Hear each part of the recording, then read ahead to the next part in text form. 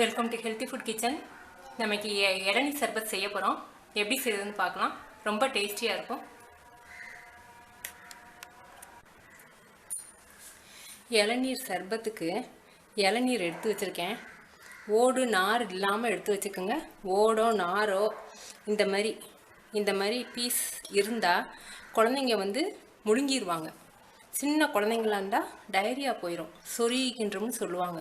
அதனால் இந்த மாதிரி இருந்தால் சுத்தமாக எடுத்துருங்க. தேங்காய் எண்ணெய் அந்த மாதிரி ஒட்டி இருக்கும், சுத்தமாக எடுத்துருங்க. அந்த வழுக்கையில் இளநீரும் இந்த வழுக்கையை கட் பண்ணி வச்சுருக்கேன் சின்ன பீஸாக. இது சப்ஜா விதை. சப்ஜா விதையை கடுகு மாதிரி இருக்கும். அரை மணி நேரம் நீங்கள் ஊற வச்சிங்கன்னா இந்த மாதிரி வந்துடும்.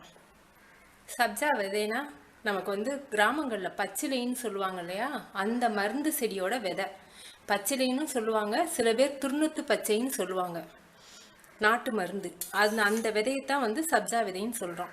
இது விட்டமின் இ அதிகமாக இருக்குது. உடம்புக்கு நல்ல குளிர்ச்சி, மலச்சிக்கலை குணமாக்கும். இது நன்னாரி சிரப்பு. நன்னாரி சிரப்பு எடுத்துருக்கேன். இப்போ நம்ம சர்பத் செய்யலாம்.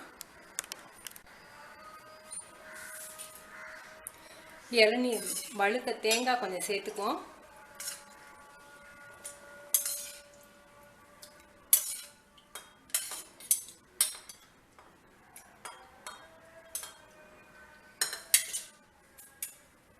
சப்ஜா விதை கொஞ்சம். சப்ஜா விதை நீங்கள் போட இஷ்டப்பட்டால் போடலாம், இல்லாட்டி வேணாம்.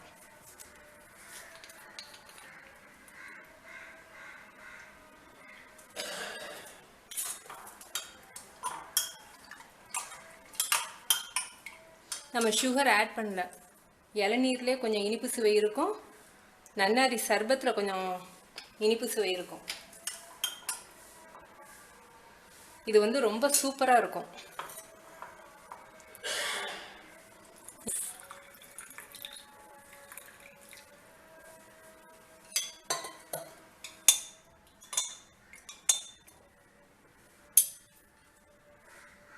சூப்பரான இளநீர் சர்பத் ரெடி. இதில் பொட்டாசியம், கால்சியம் அதிகம் இருக்குது. இதய நோயாளிகளுக்கு இளநீர் சர்பத் நல்லது, இளநீர் நல்லது. அதே சமயம் நீங்கள் செஞ்சு பார்த்து உங்கள் கமெண்ட்ஸ் எனக்கு சொல்லுங்கள். தேங்க்யூ.